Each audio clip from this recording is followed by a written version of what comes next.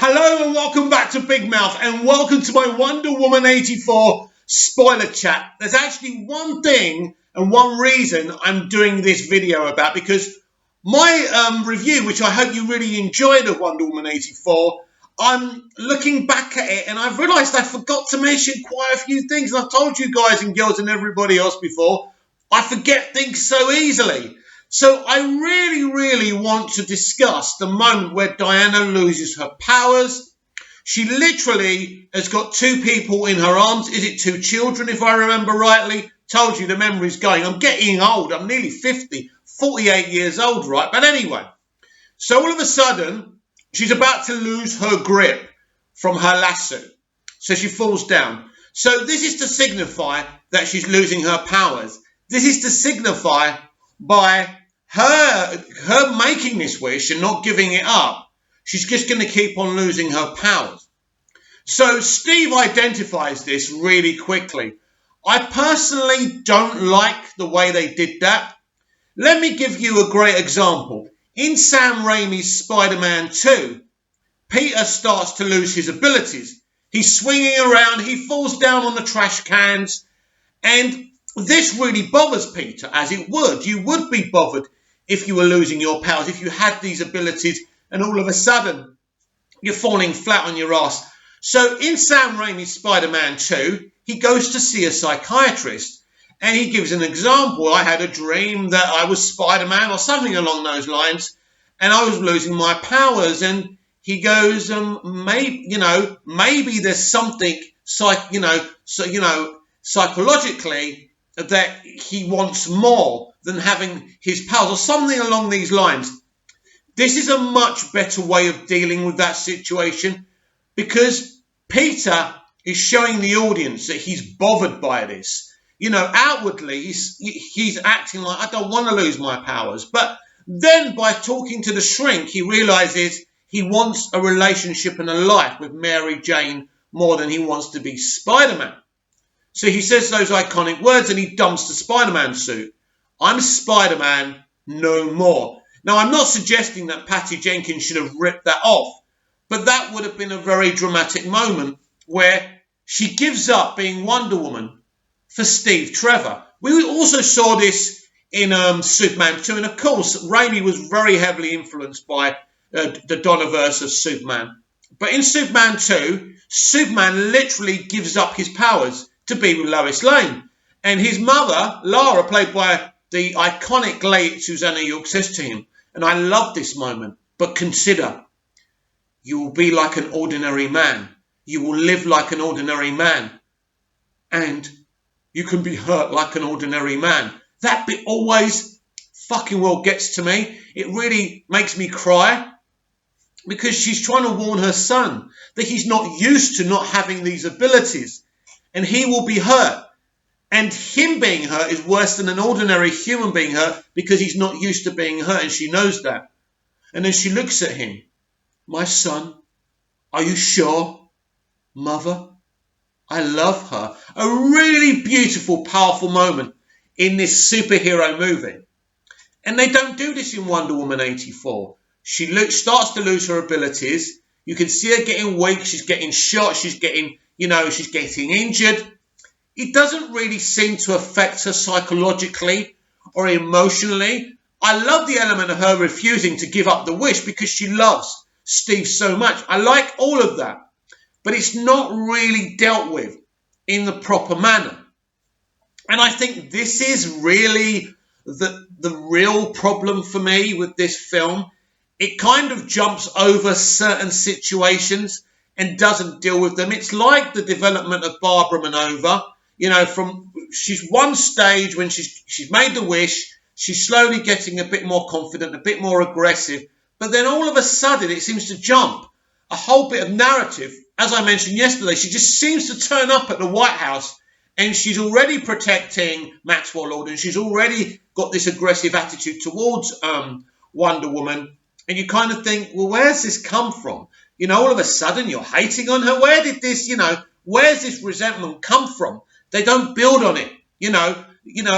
One of the biggest things that they do, another big flaw of the movie, and I'm sorry, there's a lot of flaws in this movie, there's a lot of filler in this movie. This movie, the way they dealt with this movie would have been great on a streaming TV show because they do filler. But there's a lot of chatting. There's a lot of filler. As I said, I was bored. I was bored for many parts of the movie after the initial Fantasy Island, with Lily Aspel being freaking awesome, being Lily Aspel. And once you come away from that, and the mouse sequence, I know what the mouse sequence is trying to do. It's trying to show us, display her being a hero, and they put a bit of fun and comedy in there.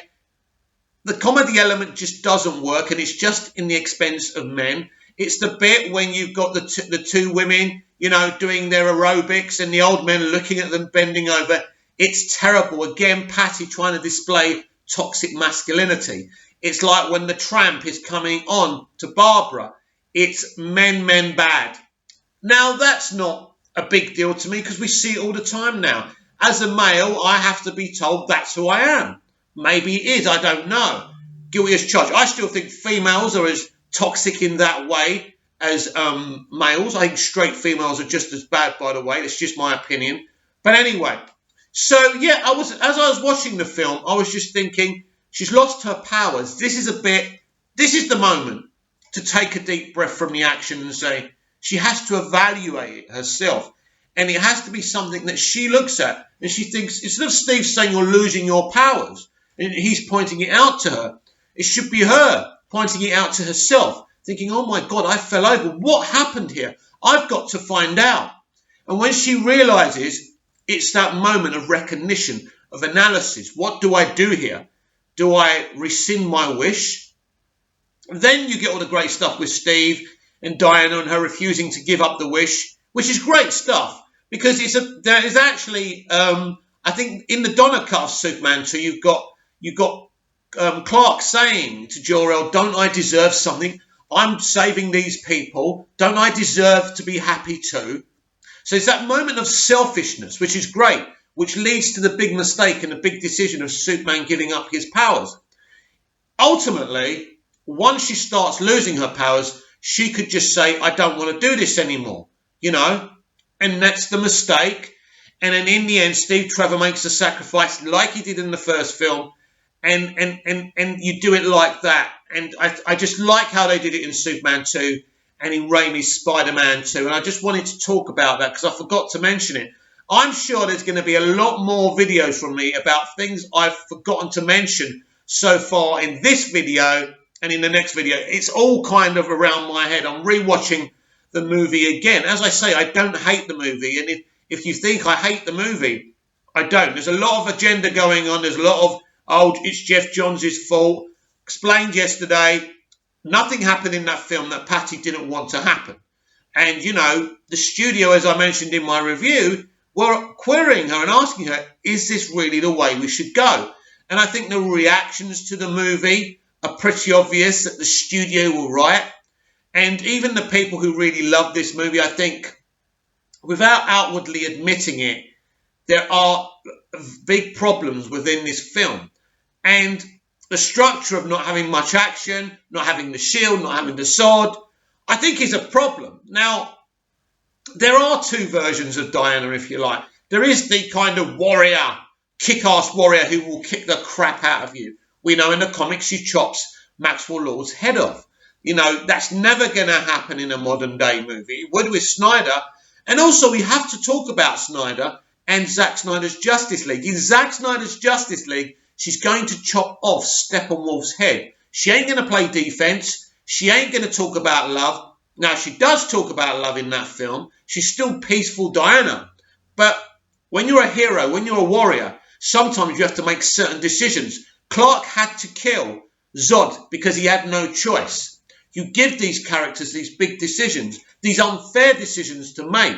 Now, as controversial as killing Zod was, you understand he had no choice. And it was a good place to put the character. And also, because he's killed someone, because he had no choice, he will never want to do it again. And this is what Goya was attempting to do.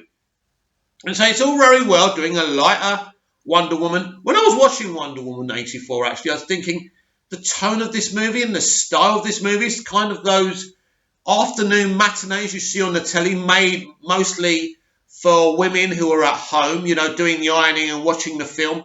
It had that tone for a very long time. But from the moment Steve dies, not dies, but spoiler alert, vanishes or whatever you want to call it, that's when the third act begins. And that's a film I really like. I think it does some really good things. I mean, Pedro Pascal really proves in this film what a powerful actor he is. Really, I may dare to say that his arc in this film is more powerful. Now, I prefer the Maxwell Lord from the comics, but it's still a good version of the character. And Pedro, from beginning to ending, he really shows us this is not a cruel man. This is a con man. This is a confidence man.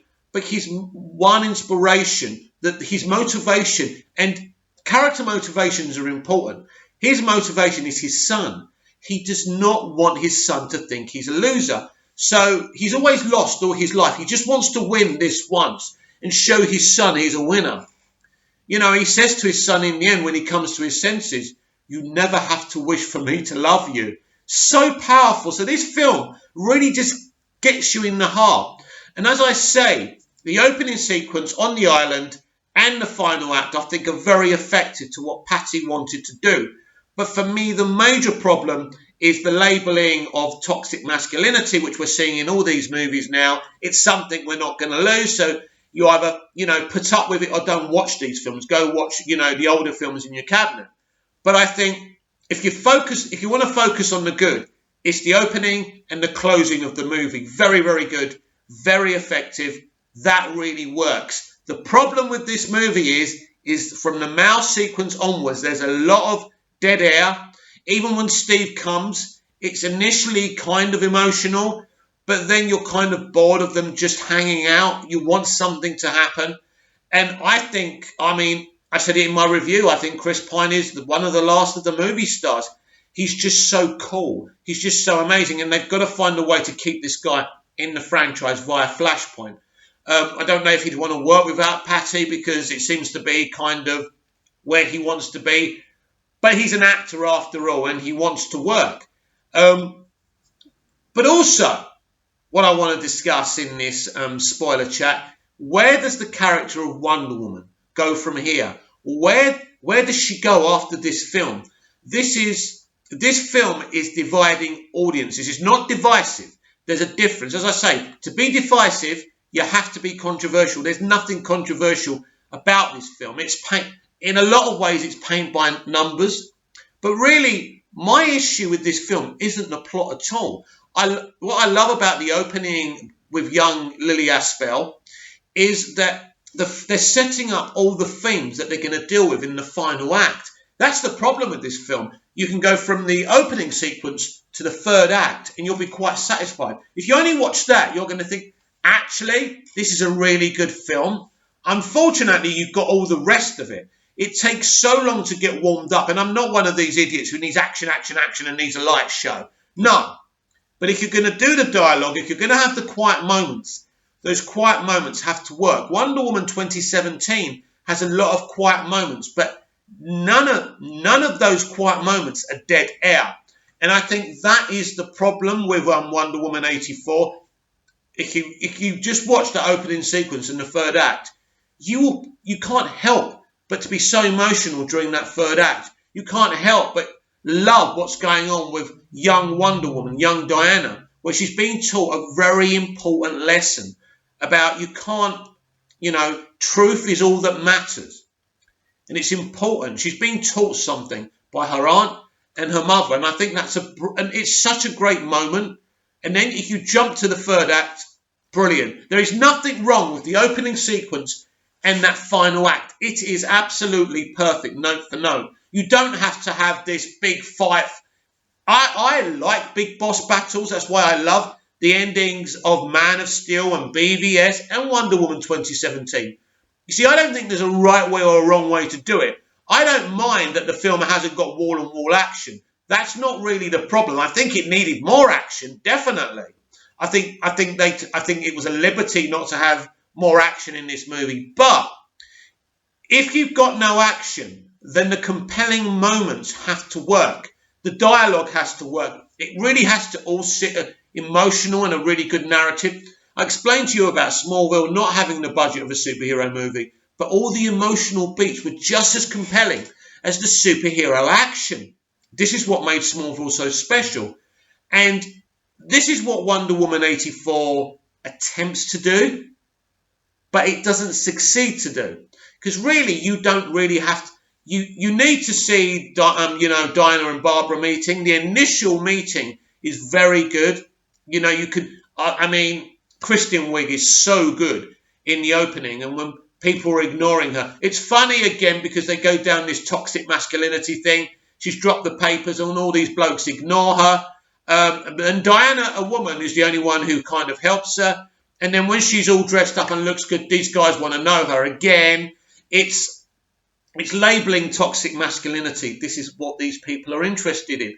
And again, if you don't like it, I don't like it. I'll put up with it because I want to see these films at the end of the day. But that for me is the core problem with Wonder Woman 84. It's not that the action is bad or anything that Patty does on the screen is bad. I mean, the labelling of the toxic masculinity is bad as far as I'm concerned, but they all do it. So I can't just single out Patty for that. But it's everything, that comes after the opening sequence on the island and before the third act. That is to me, it's just boring.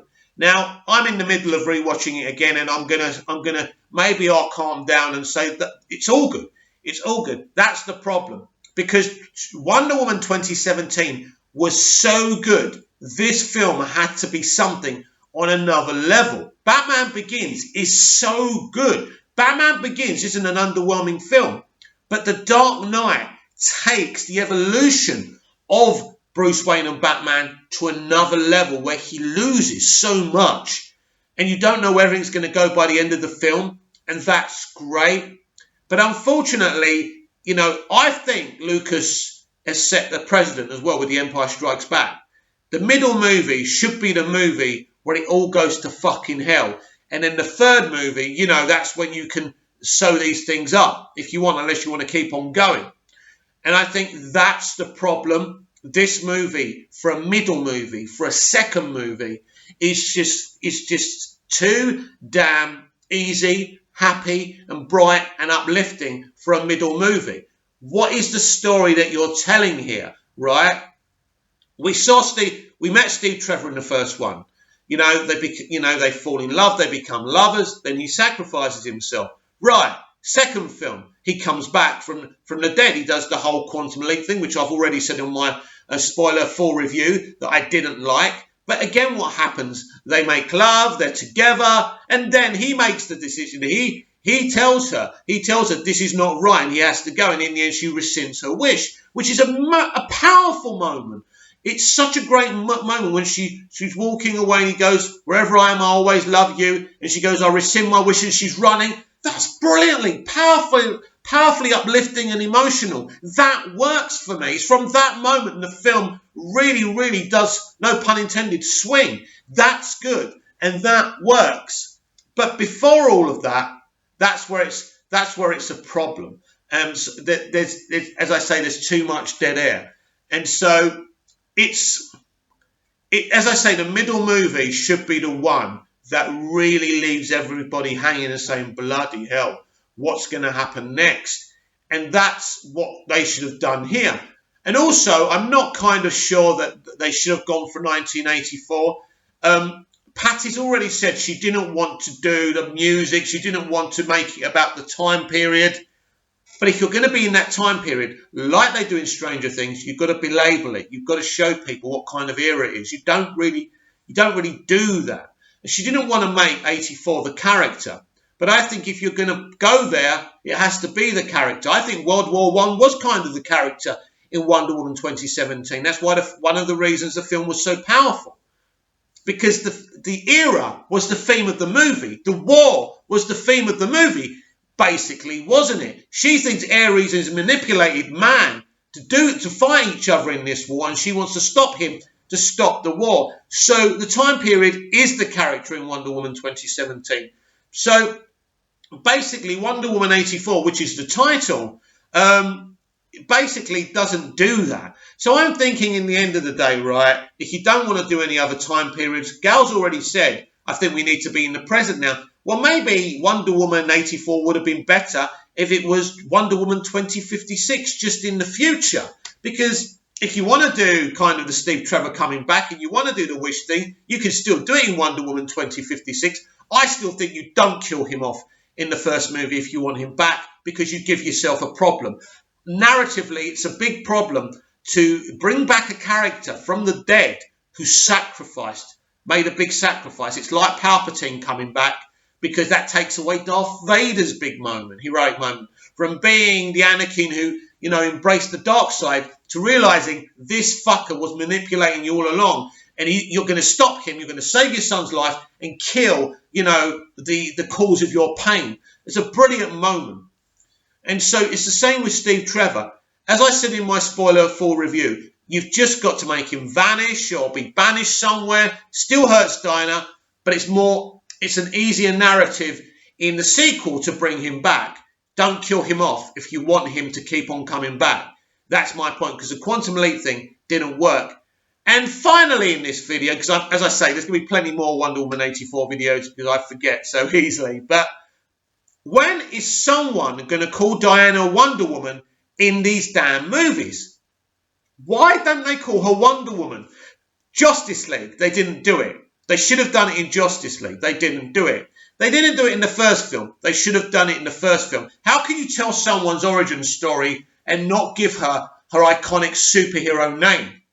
Even Snyder and Goyer and Nolan in Man of Steel let them at least say Superman once. That's better than nothing, right? And of course, Batman's Batman and they call him Batman. But, you know, it doesn't make sense. Why nobody? Is this an oversight? Or do they purposely don't like the name Wonder Woman? Is this some kind of identity politics thing? Is this some kind of feminism thing? I don't get it.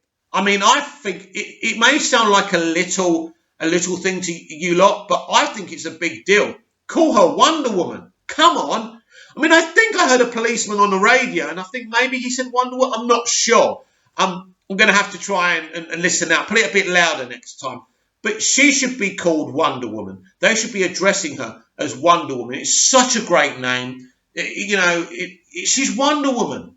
Come off of it. Let me know what you think about that. Let me know what you think of the movie in the comments down below. And as I say, I'm sure there's going to be many, many more Wonder Woman 84 videos from yours truly. Comment down below, like, share and subscribe, and I'll be back later on with even more videos. See you again soon.